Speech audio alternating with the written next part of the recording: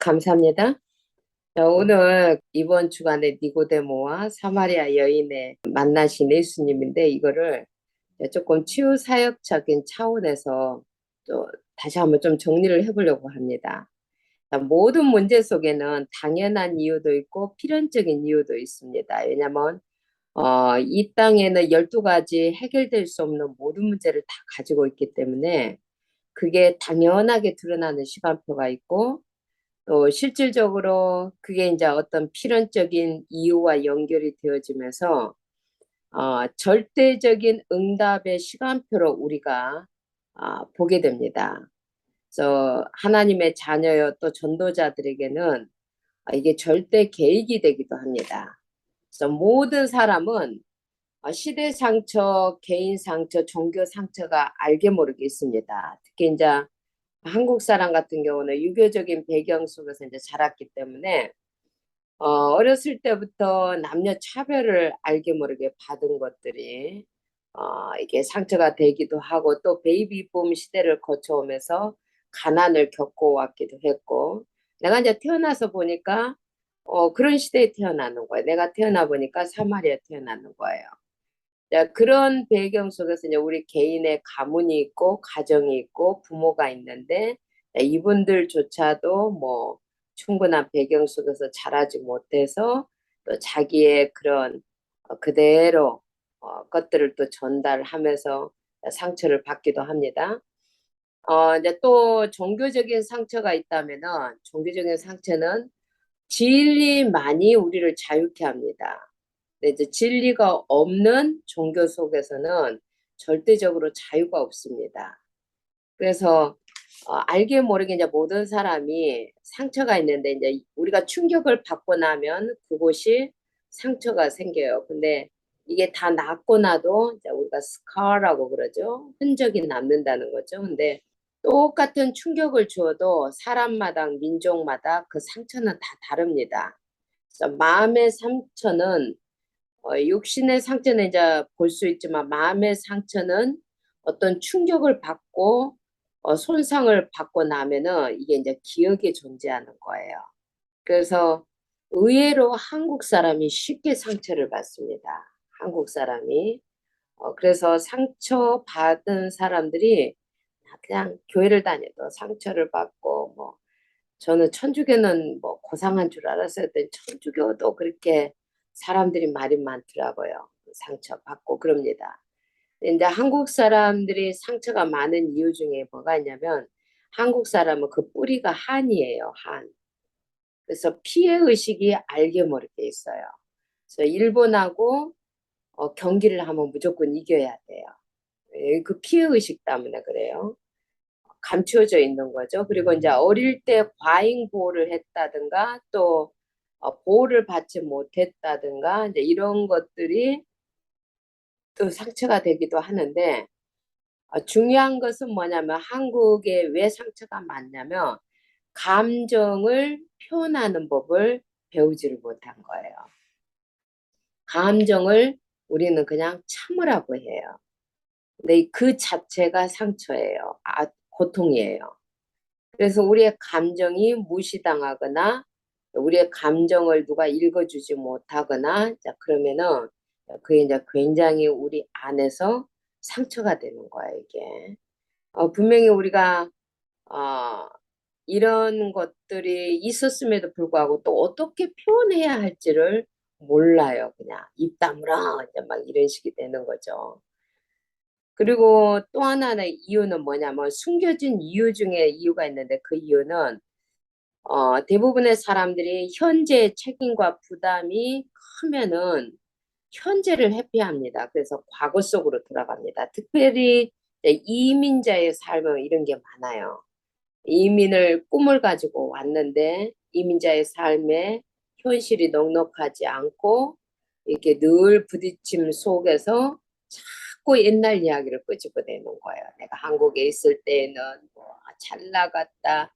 한국에 있을 때는 이제 이런 과거가 제일 많아지는 거예요. 과거가 많아지는 것만큼 이제 현재는 또 줄어드는 거예요. 현재를 회피하는 거죠.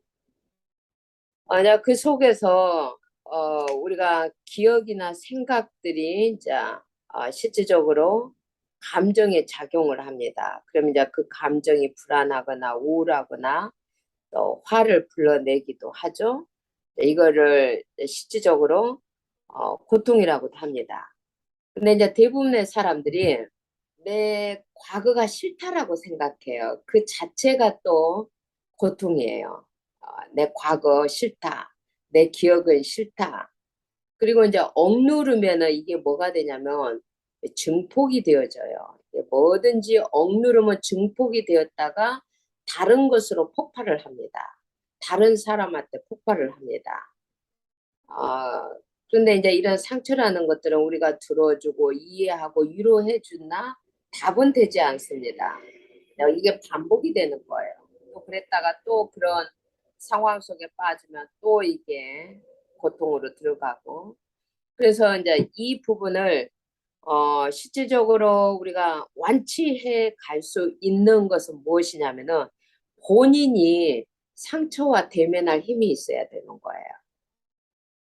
대부분의 사람들은 이 상처가 실질적으로 어, 우리가 대면을 하면 그게 크지 않아요. 근데 감정으로는 그게 5살 때 상처가 있으면 5살 때의 그 감정의 무게를 가지고 우리가 보기 때문에 굉장히 크다고 봐요. 그래서 대면하기를 싫어하는 거예요.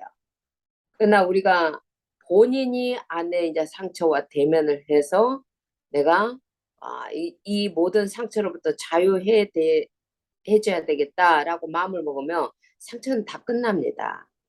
그래서 실질적으로 예수님이 치유하셨던 방법, 이거 굉장한 방법입니다. 이것을 우리 성경을 통해서 제가 좀 더 자세히 좀 보려고 하는데 이번 주에 우리가 말씀하셨던 니고데모와 또 사도행전 3장에 니고데모가 나오고 4장에 사마리아 여인이 나오죠. 극과 극입니다. 니고데모는 모든 것을 가진 사람, 어, 모든 것을 가진 사람인데 요즘 잘 자기가 보니까 뭔가 한계가 왔어요. 뭐가 잘 안 돼요.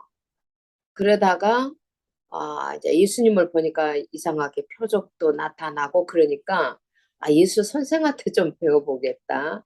그리고 밤에 찾아온 겁니다. 밤에 예수님을. 그러나 예수님은 중심을 보시는 분이기 때문에 네가 지금 세상 중심으로 해서 살고 있고 육신 중심으로 성공 중심으로 너 잘 나가고 있는 것 같지만 사실은 너 영적으로는 죽어 있어. 그래서 네가 거듭나야만 하나님 나라를 보는 거야. 대면하게 해주지만 사실 니고데모는 현실이 배고프지 않아요. 목마르지 않아요. 그러니까 예수님의 말씀을 조킹하듯이 넘어갑니다. 뭐 그거 깨달았냐 못 깨달았냐가 아니라 조킹하듯이. 그럼 내가 엄마 뱃속으로 다시 들어갔다 나와야 됩니까? 나 그런 거 관심 없다는 겁니다. 이런 식으로 니고데모는 넘어갑니다.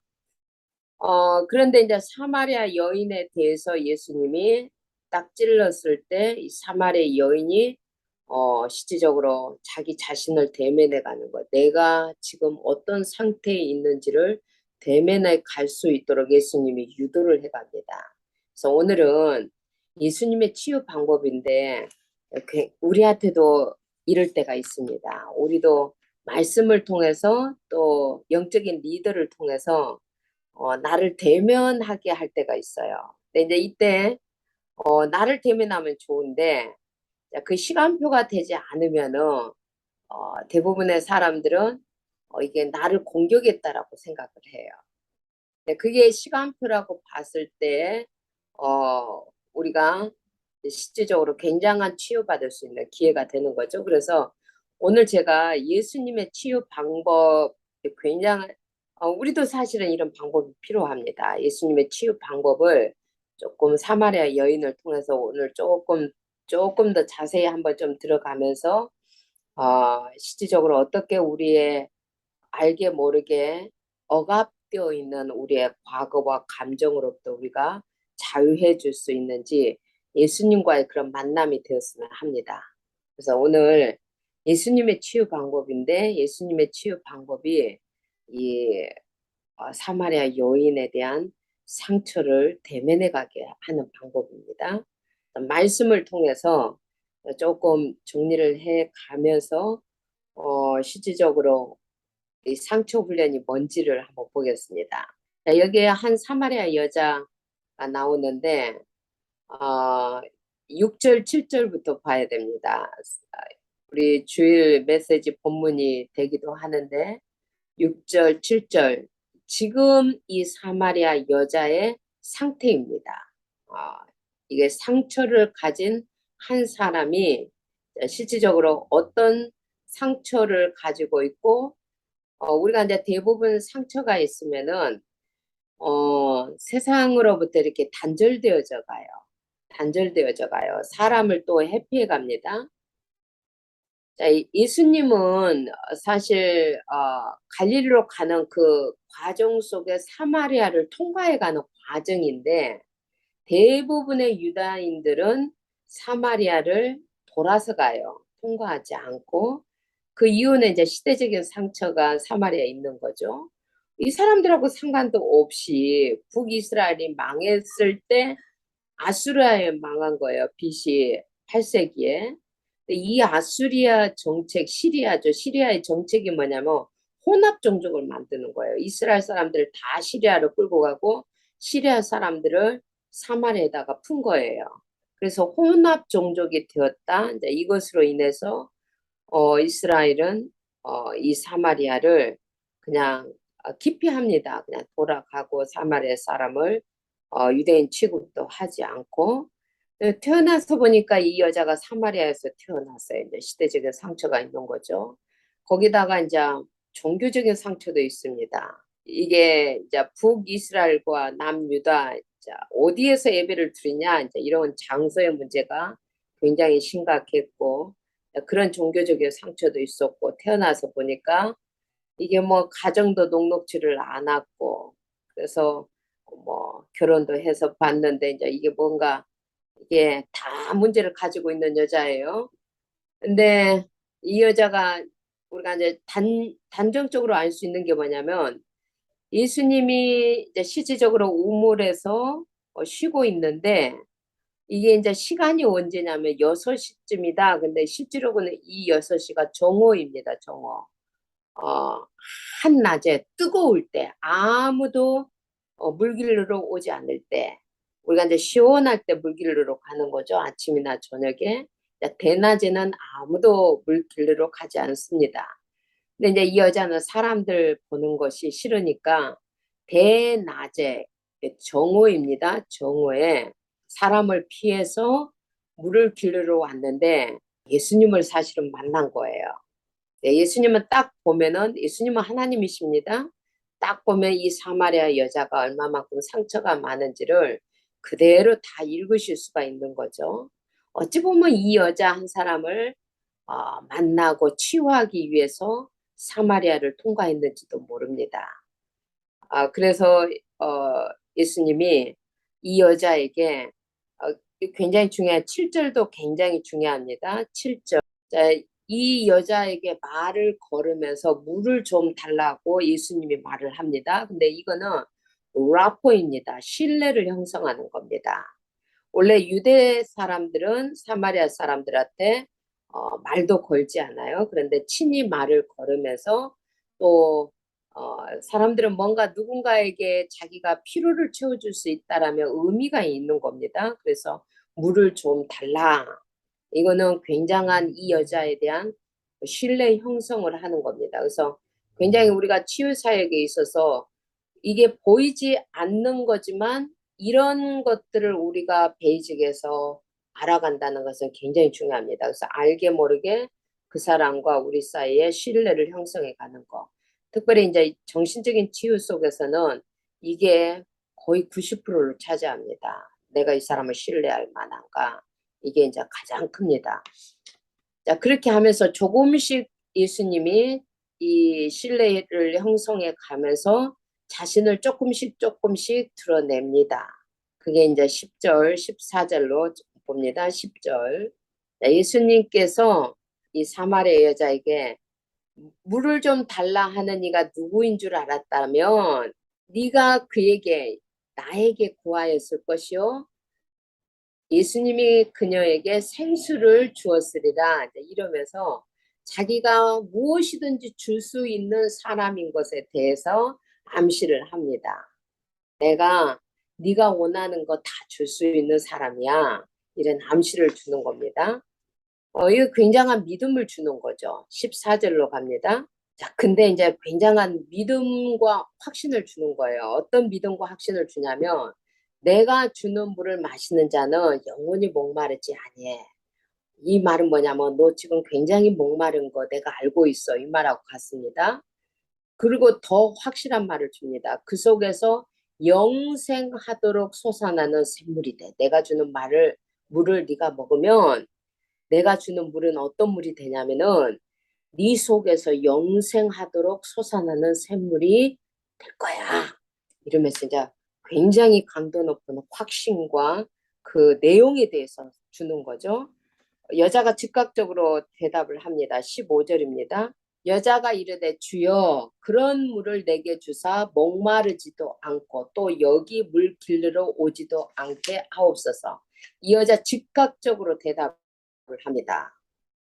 자, 이 말은 무슨 말이냐면은 주여 그런 물을 내게 주사 그런 물을 내게 주사 이 여자는 지금 굉장히 본인이 치유를 받기를 원하는 상태 속에 있는 겁니다. 예수님이 이 여자 준비되어져 있는 여자구나. 이건 제대로 치유의 길만 가르쳐 주면 되겠구나 하고 그 다음에 들어가는 게 뭐냐면 네가 지금 어떤 상태에 놓여 있는지 네 영적 상태를 대면해 가도록 하는 방법입니다. 16절입니다. 자, 이게 이제 곧바로 찌르는 거예요. 이게 자, 이게 어쩔 때는 효과가 있고 이게 시간표입니다. 치유의 시간표에서 이거는 확 꼬꾸러질 수도 있고 탁 덤빌 수도 있는 것이지만 전능자 하나님은 정확한 시간표를 아시는 분이죠. 그래서 16절에 대면하게 합니다. 이르시되 가서 네 남편 불러오라 이렇게 말을 하는 겁니다. 자, 17절을 봅니다. 여자가 대답하여 이르되 나는 남편이 없나이다. 예수께서 이르시되 네가 남편이 없다는 말이 옳도다. 옳다고 지금 말을 합니다. 네 지금 옳다. 자, 그리고 더 깊은 곳을 찌릅니다. 예수님이 더 18절입니다.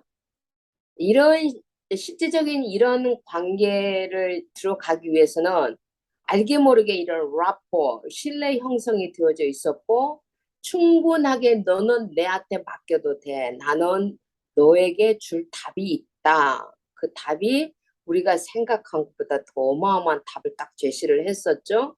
어, 그리고 나서 이제 깊은 곳까지 이제 그 속에서 샘솟도록 영생하도록 하려면 깊은 곳까지 다 찔러야 되잖아요. 그래서 예수님이 18절 찌르는 거. 예수님이 이거 진짜 어, 대면하도록 찌르는 겁니다. 너에게 남편 다섯이 있었고 지금 있는 자도 네 남편이 아니니 네 말이 참되도다. 처음에는 옳도다 그러고 더 깊은 이야기를 하면서 네가 남편이 없다고 하는 말은 참말이다. 이렇게 이야기를 합니다.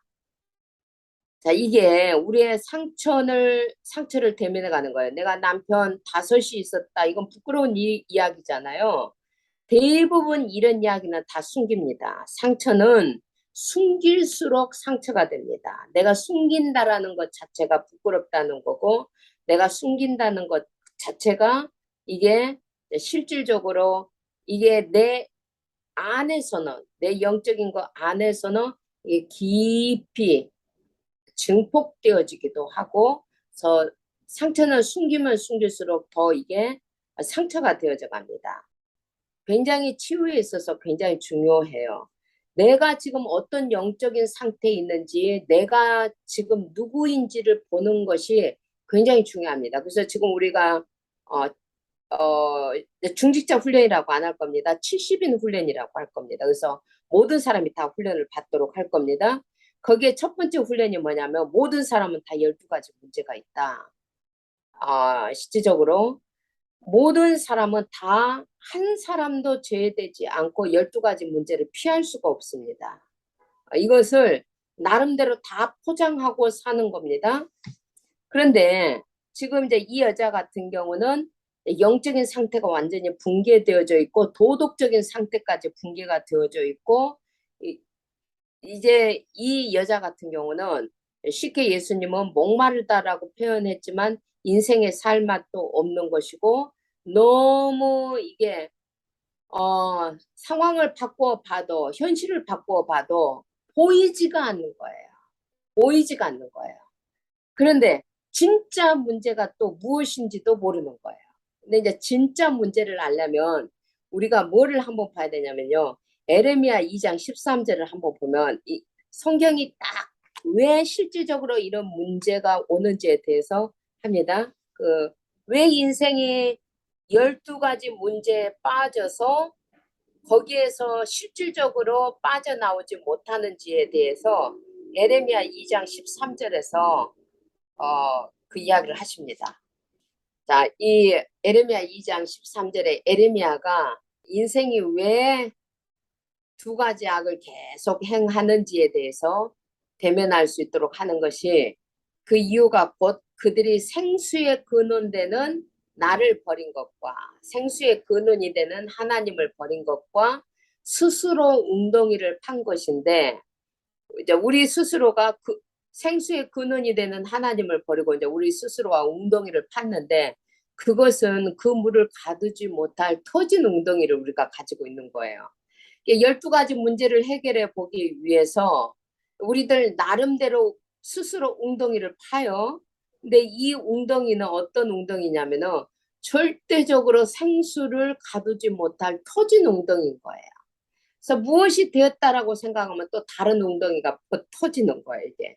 이젠 좀 됐겠지 하면은, 어느 날 들여다보면 나땡 물이 하나도 보여있지 않는 거예요. 샘솟듯 솟는 생수에 근원된 하나님을 버리고 스스로 판 웅덩이는 절대 생수가 보일 수가 없는 거예요. 이런 인생을 사람들이 사는 거예요. 이게. 그래서 우리가 이제 진짜 내가 어떤 상태에 있는지, 내가 실질적으로 얼마만큼 붕괴되어져 있는지, 얼마만큼 내 상처를 지금 숨기고 있는지, 가두어 놓고 있는지, 이런 것들을 대면할 수 있는 용기만 있다면 우리 빠져나옵니다. 그러나 이런 믿음을 줄 수 있는 사람을 만나지 못하는 거예요. 이런, 이제 내가 내 상처를 드러내도 될 만한 실질적인 대상을 못 만난 거예요. 근데 이제 우리가 어느 날 예수 그리스도를 만난 거죠. 그러면 누구든지 우리가 예수 그리스도를 만났다면 우리의 과거와 상처에서 다 빠져나올 수 있습니다. 빠져나오게 하는 방법이 뭐냐? 그 방법이 자, 네가 누구인지를 봤으면 그 다음에 네가 나를 알아야 된다라는 거예요. 나를. 내가 누구냐? 그래서 예수님이 천천히 자신을 드러내는 거예요. 이 여자가 20절에 보면은 갑자기 무슨 이야기를 꺼내냐면은 20절로 가면은 이런 이야기를 해요. 어디에서 예배를 예루살렘에서 예배를 드려야 됩니까? 이제 메사야가 오면은 예루살렘에서 예배를 드린다고 했는데 우리가 어디에서 예배를 드려야 됩니까? 하고 장소적인 개념의 예배를 사마리아 여자가 먼저 물어요. 이게 자기가 너무 비참하고 자기의 지금 대면돼 있는 상처를 이 여자도 이제 아는 거예요. 오직 하나님을 만나야만 이 문제가 해결이 될 수 있겠구나. 그래서 즉각적으로 예배를 어디에서 드려야 됩니까? 하고 이 여자가 물은 거예요. 그때 이제 예수님이 하시는 말씀이 23장 23절 24절입니다. 우리가 내가 지금 어떤 상태에 있는지를 알고 나를 알고 우리가 이제 예배를 드린다라는 그런 말은 예배는 굉장히 중요합니다. 어떤 개념이 있냐면 우리 4장 23절 24절을 한번 보겠습니다. 우리가 그렇게 많이 드려지는 예배이지만 아버지께서는 예배하는 자들을 찾아요. 근데 어떻게 예배드리는 자를 찾느냐 이거 굉장히 중요합니다. 어떻게 예배드리는 자들을 찾냐면 참되게 예배하는 자들을 찾는다고 말을 합니다.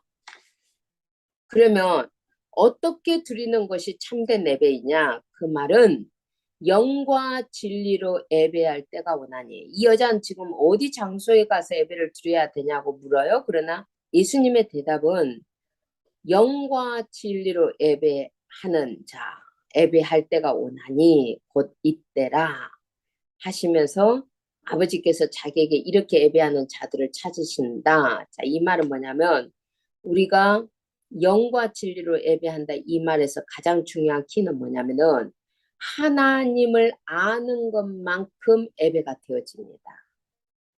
그래서 예배는 나를 알고 하나님을 알아가는 거예요. 예배를 통해서 우리가 하나님을 알아가는 거예요. 그래서 하나님을 알아가는 것은 영으로만 우리가 하나님을 대면할 수 있고 영으로만 하나님의 임재 속에 들어갈 수 있고 그 속에 들어가서 진리로 오직 진리이신 말씀으로 우리가 하나님을 만나고 하나님으로부터 진리의 말씀을 받고 그래서 영과 진리로 예배할 때 영과 진리로 예배하는 자를 찾는데 영과 진리로 예배할 때가 오나니 지금 이때다.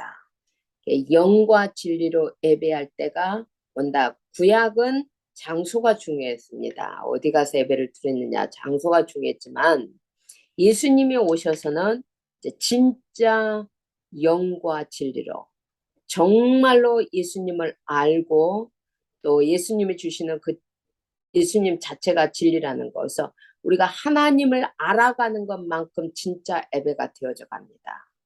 예배가. 그래서 24절을 보면은 하나님은 영이시니 예배하는 자는 영과 진리로 예배할지니라. 영어로 보면 스피릿입니다. 영으로 우리가 예배를 드리는 겁니다. 영으로. 그리고 진리로 우리가 예배를 드리는 겁니다. 그래서 이 예배 참 재밌죠?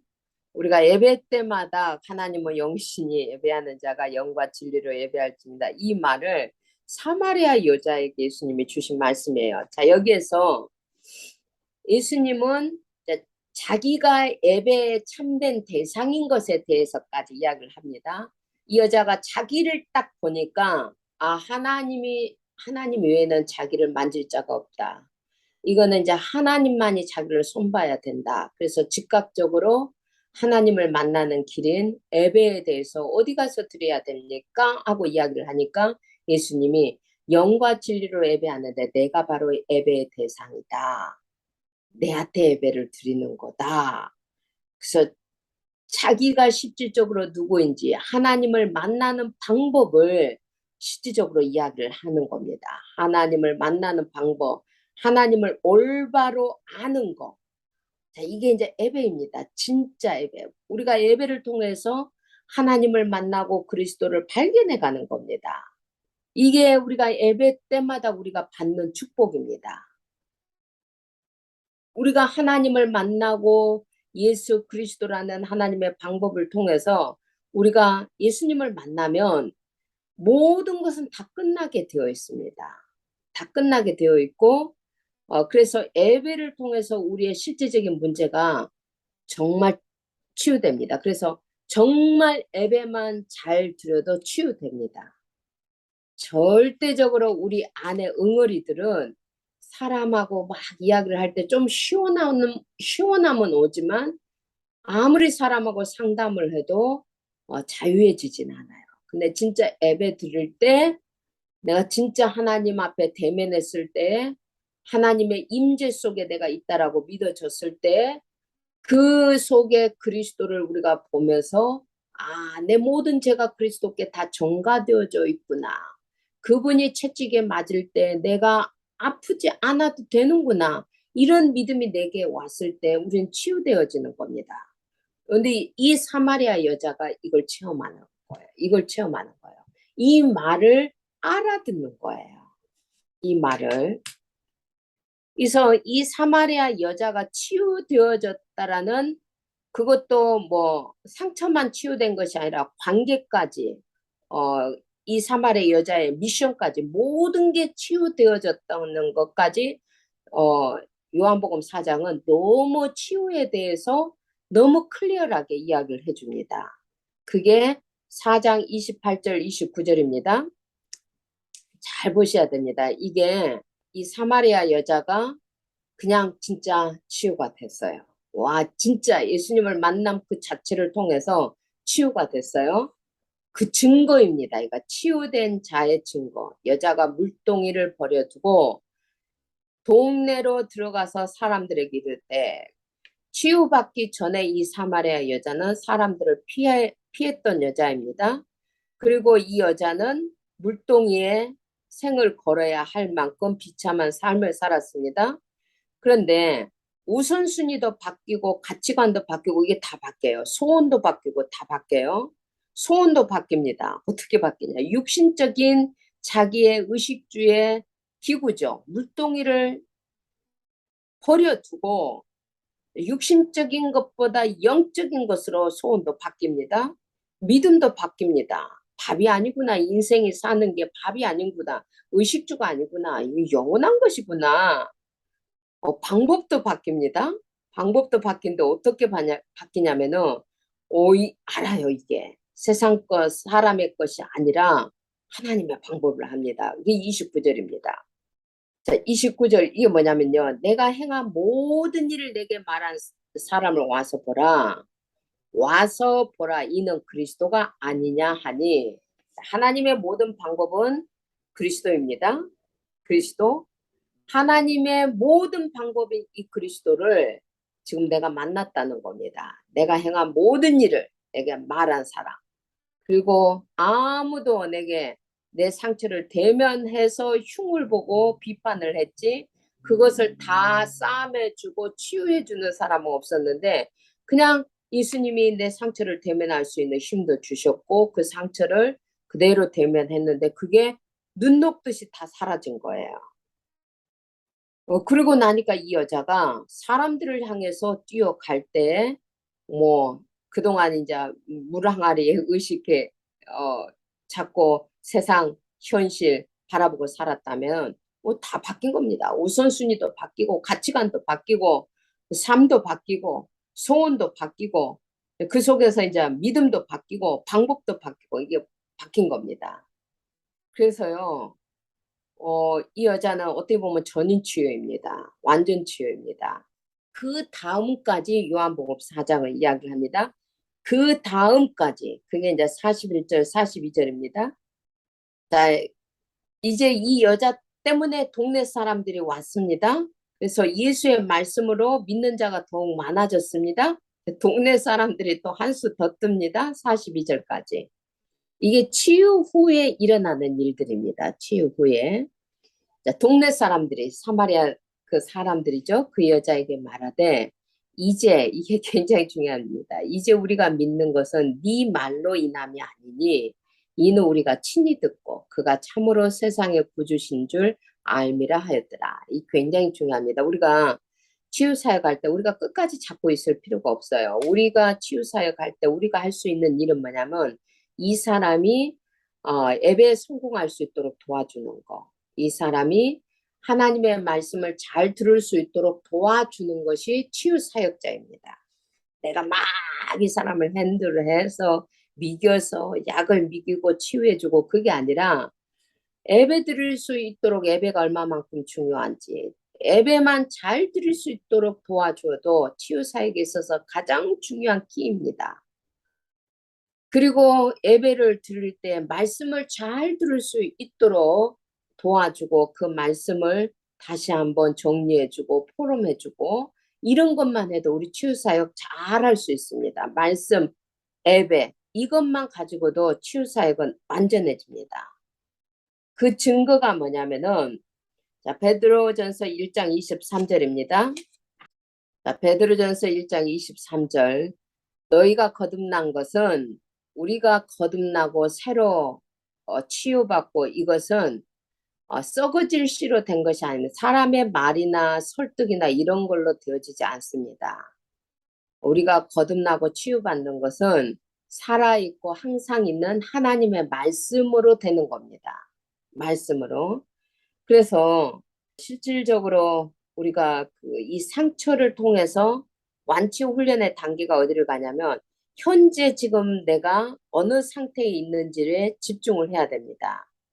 그리고 과거를 대면하면서 과거를 그대로 실질적으로 대면하면서 이게 어떻게 실질적으로 복음 안에서 끝나 있는지 또 이 과거를 상처를 우리가 그냥 우리 속에다가 집어넣고 있지 말고 우리 털어버리는 겁니다. 어떻게 털어버리느냐? 이거 그냥 예수님한테 다 그냥 까발리면 되는 거예요. 사마리아 여자에서는 예수님이 까발린 거예요. 예수님이 까발려 주신 거예요. 그냥 사마리아 여자가 말하기 전에 우리도 예수님한테 이렇게 다 까발리면 되는 거예요. 나 남편 5 만나봤다. 이런 놈 저런 놈 다 있었다. 다 나 긁어먹고 내 상처만 주고 다 떠났다. 다 그냥 까발리면 되는 거예요. 이거는 기억 속에만 있는 것이지 현재 있는 것은 아닙니다. 상처는. 그래서 우리가 상처를 숨기지 않고 까발리기만 해도 사실은 시원해집니다. 그런데 이제 이걸 누구한테 털어놓느냐가 중요한 거예요. 누구한테. 그게 이제 예수님이 그 신뢰 형성할 때 나 믿을 만한 사람이야. 내한테 하는 건 믿을 만해. 나는 너를 영원히 목마르지 않을 물을 줄 수 있는 사람이야. 나는 답이 있어. 우리가 치유사에 갈 때 이런 걸 주는 겁니다. 당신이 무슨 말을 하든 당신이 과거가 어쨌든 우리는 답을 가지고 있는 자입니다. 우리는 해결사입니다. 맞잖아요? 그리스도를 인도해가는 사람이고 그리스도라는 해결을 사를 우리가 지금 가지고 있는 자이기 때문에 우리는 당신이 뭐라고 하든 우리는 답을 가지고 있습니다. 이런 굉장한 확신이 우리 안에 있어야 됩니다. 그래서 상처를 뭐 부분적으로 치유하고 그 정도가 아니라 이 상처를 딛고 강해지는 단계까지 올라가도록 도와주는 겁니다. 이것을 이번 주 굉장히 기도 수첩에서 이걸 잘 설명을 해놔서 제가 이야기를 다시 한번 이걸 정리를 해보려고 합니다. 그게 뭐냐면은 우리는 어차피 우리 옛사람은 그리스도와 함께 십자가에 죽어 있고 우리는 그리스도 안에 있는 새로운 피조물입니다. 그래서 이런 상처를 실질적으로 우리가 딛고 더 강해질 수 있는 메시지까지 우리가 가질 수 있는 자로 우리가 뛰어넘기 위해서는 뭐가 있어야 되냐면은 각인을 바꾸는 말씀 체험의 편집 이게 굉장히 중요합니다. 그래서 우리가 말씀을 편집할 때 뭐를 편집해야 되냐면 내 속에 있는 하나님의 영광이 있습니다. 그게 우리가 하나님의 형상이고 하나님의 생기가 내 안에 있고 원래 우리가 받아 누려야 할 복은 에덴의 복입니다. 그래서 말씀을 가지고 이것들을 우리가 편집해 가는 겁니다. 편집을 해 가면서 우리가 이걸 편집을 하면서 그 다음 게 무엇을 설계해야 되냐면 우리의 뿌리를 바꾸는 기도 체험의 설계까지 들어가야 되는데 이게 어떤 과정이냐면 내 속에 있는 하나님의 은혜가 뭐냐? 나는 하나님의 형상으로 다시 설계를 하는 거고 하나님의 생기가 내 안에 가득하게 하는 거고 에덴의 삶 이거는 내 속에 와 있는 하나님의 은혜입니다. 이것이 되어지면 이게 살아나는 겁니다. 내 속에 있는 원래 것들이 살아나면 그 다음 우리가 어디 속으로 들어가냐면 위에서 내리는 하나님의 은혜와 능력 속으로 들어가는 겁니다. 이게 보좌의 축복, 시공간 초월의 능력 237의 빛이에요. 그래서 첫 번째는 이게 뭐가 되어지냐면 내 속에 있는 하나님의 은혜가 회복이 돼야 돼. 근데 이것들이 오만 때만 상처로 인해서 눌려 있는 거예요. 이 상처를 걷어내면 이런 것들이 살아나는 거예요. 그죠? 이게 굉장한 말입니다. 이 굉장한 말. 이게 되어지면 이제 세 번째는 뭐가 되어지냐면은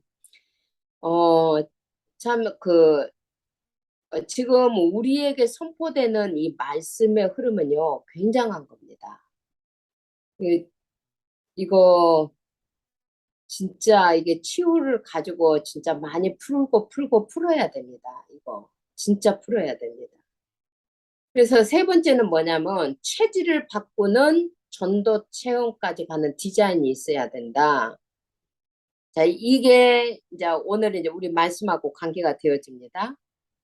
관계가 되어지는데 제가 오늘 이제 교회에서 잠깐 누구를 만나고 전번 주 토요일 날 우리 마이크로네시아 맥슨 목사님 아들이 결혼식을 했는데 이제 진짜 제가 금요일 날부터 조금 상태가 안 좋았어요. 진짜 안 좋았어요. 이게 그래서 뭐 전혀 토요일 날 갈 수도 없었어요. 그래서 이제 오늘 이제 제가 조금 이제 준비를 해가지고 표시를 하기 위해서 오늘 갔는데, 와, 친척들만, 미국 전역에 흩어져 있는 친척들만 모으니까 300명이 왔는 거예요. 300명이. 오늘 가니까 뭐 그냥 뭐 그 신랑 신부도 있고 뭐 여기저기 막 있는데 뭐 꽈득인 거예요. 근데 오늘 저녁에 이제 맥스 목사님하고 이제 그 캐슬나 사모는 또 자기 동생이 죽어서 또 장례식을 하기 위해서 또 메릴랜드를 간다는 거예요. 근데 참 우리가 내가 이제 정확한 시간표에 이렇게 딱 갔죠. 딱 갔는데 맨날 죽어요. 맨날 죽어. 맥스 목사는 40대예요. 근데 자기 동생이 또 죽었다는 거예요. 이게 뭐 40, 뭐 죽어서 몇 살이냐 물어보면 30대에 죽고 40대에 죽고 뭐 50, 60까지 살면 장수하는 거예요. 이게 뭐 진짜로 너무 빨리 죽어요. 너무 빨리빨리 죽어요. 그래서 내가 이제 오늘 그 맥스 목사님하고 이제 이야기하다가 어머 너 왜 아프냐? 내 유타 캠프를 갔다 오고 나서 조금 무리를 한 것 같다. 그게 누적이 되다가 이제 이게 어느 순간 이렇게 됐다 했더니 또 유타 이야기를 막 끄집어내는데 진짜 마이크로네시아 사람들이 유타에 많이 산다네요. 자기가 아는 목사님 교회는 한 100명쯤 된대요. 막 이러면서 그 유타에 있는 또 추기 사람들 이거 굉장히 중요한 거예요. 이게 다 흩어져 있는 거예요. 메일랜드에도 흩어져 있고. 그래서 이제 다음에는 이제 추기 그런 교회도 이제 우리가 가서 뭐 그런 것도 이제 쉽게 이제 연결을 하고 이제 이런 이야기도 이제 하다가 무슨 이야기를 제가 했냐면 너희들 너무 많이 죽어. 너무 그리고 빨리 죽어. 이게 막 30대 죽고 40대 죽고 너무 빨리 죽어서 빨리 치유팀을 형성해라. 빨리 치유팀을 형성해서 실질적으로 이게 기본적인 것부터 가르쳐 줘야 되는 거예요. 빨리 치유팀 형성해서 그 치유팀들을 주일날 예배 끝나서 우리 교회로 와라. 그러면 이제 우리가 실질적으로 근본 치유부터 시작해서 이건 정말로 많이 쉐어를 해야 되는 거예요. 이런 부분들을 해주겠다 그랬더니 목사님 자신부터 지금 아프니까 목사님 자신부터 지금 눈이 한쪽이 안 보이니까 그래서 이제 대부분의 이제 사람들이 어디에서 속아버리냐면 문제와 현실 앞에서 딱 속아요. 지금 내가 눈이 안 보이고 암이 걸렸고 정신적인 문제가 와 있고 어떤 문제가 와 있든지 간에 우리가 뭐가 보여지냐면 실제 사실을 정확히 보는 믿음이 있어야 돼요. 이거 굉장히 중요해요. 이게 이제 무슨 말이냐면은 자, 가령 이제 오늘 기도 수첩에 이렇게 이야기를 했습니다. 출애굽하는 것도 고난이었고 광야에서 사는 것도 고난인데 아무리 연합군이 공격을 해와. 그러면 우리가 현실을 보고 실질적으로 그 문제를 보면은요. 이건 위기다. 이건 절대 불가능이다. 이렇게 보는 사람이 있어요. 근데 실제 사실을 정확히 보는 사람은 어떻게 보냐면은 우리가 출애굽했다. 가나안까지 가는 것이 하나님의 절대적인 계획이다. 그러면은 이것은 아무리 연합군이 쳐들어왔다 할지라도 이건 절대 가능한 것이다. 이렇게 보는 것은 하늘과 땅의 차이입니다. 그런데 대부분의 사람들이 이게 상처가 있고 문제가 있고 현실에 딱 부딪히면은 여기까지 실제 사실을 정확히 보는 언약의 눈이 훈련되어 있지 않는 거예요. 그러니까 현실만 보고 문제만 보니까 위기라고 생각하는 거예요. 그렇게 딱 보면 그 다음까지 가지 못하는 거예요. 그 다음 현장 사실을 정확히 봐야 되는데 이게 위기는 위기예요. 근데 이게 절대 응답이라면은 전무후무한 응답을 받을 수 있는 기회인 거예요.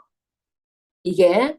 근데 여기까지 이제 우리가 볼 수 있으면은 뭐가 나와지냐면은요. 고민하고 염려하고 불안해하는 것보다 우리의 신분이 누구인지를 아는 신분적인 기도와 권세를 사용할 수 있는 권세적인 기도가 나와요. 근데 여기까지 안 가면은요, 염려에 잡혀버리고 문제에 눌려버려요. 그래서 문제가 크든 작든지 간에 뭐가 있어야 되냐면요. 먼저 주의 종에게 기도하고 예배드리고 이런 것들이 뭐냐? 우리가 눌리지 않기 위해서예요.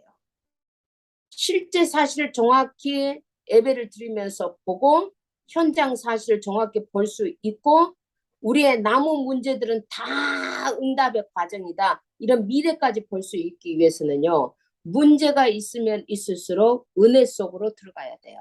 예배예요, 결국은. 예배. 근데 대부분 여기까지 사람들이 못 가요. 여기까지.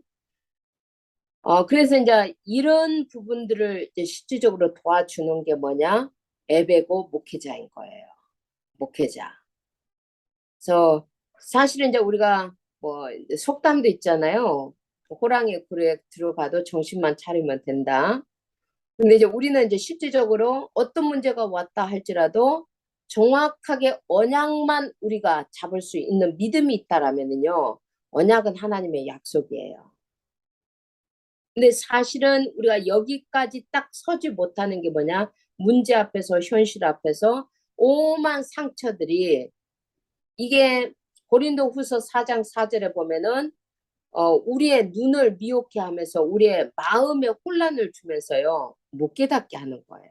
막 우리 속에 상처와 함께 어우러지면서 죽을 것 같고 끝날 것 같고 길이 없는 것처럼 보이고 답이 없는 것처럼 보이고 스스로 포기해버려요. 답을 찾지 않고. 그래서 우리 치유사역이 한 명이든 두 명이든 우리 치유사역이 필요한 게 무엇이냐? 이것을 끝까지 해주는 거예요.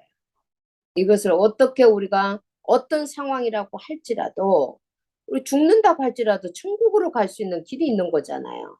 그죠? 그래서 우리가 이런 부분을 우리가 어떻게 포기하지 않고 끝까지 해줘야 되느냐? 이게 미션인 거예요. 그래서 저는 치유사역에 있어서 이 사마리아 여인을 치유하셨던 예수님의 방법은 완전한 방법이에요. 어디까지 치유를 받느냐? 미션까지 치유를 받아요. 미션까지. 오늘 그 맥슨 목사님 아들한테 제가 책을 한 권 선물하면서 이야기했습니다. 네가 앞으로 어떤 문제를 당한다 할지라도 이 안에는 모든 답이 있다. 네가 이제는 보이가 아니라 네가 맨이 됐는데 이건 네 결혼은 미션의 시작이다. 미션의 시작인데 네가 어떤 문제를 당한다 할지라도 이 안에는 답이 있다. 답이 있다고 해서 꼭 읽어야 된다. 그러고 했더니 아이 아주 용감해졌어요. 나이는 어린데 결혼했어요. 나이는 어린데. 그래서 굉장히 아무리 우리가 봐도 예수님의 치유 방법은 완전합니다. 완전해요. 그 문제만 해결해 증상과 결과만 치유하는 것이 아니라 근본을 파헤쳐서 이 사람의 관계적인 치유까지 가게 하고 사회적인 치유까지 가게 하고 결국에는 미션에 대한 치유까지 딱 가게 합니다. 보이시나요? 예수님의 치유 사역이 이게 예수님의 치유 사역이고 예수님의 치유 방법입니다. 그런데 지금 우리가 이 예수님의 완전한 치유 사역을 할 수 있는 완전한 메시지들이 선포되고 있어요. 굉장히 중요한 메시지들이 선포되고 있습니다. 아멘.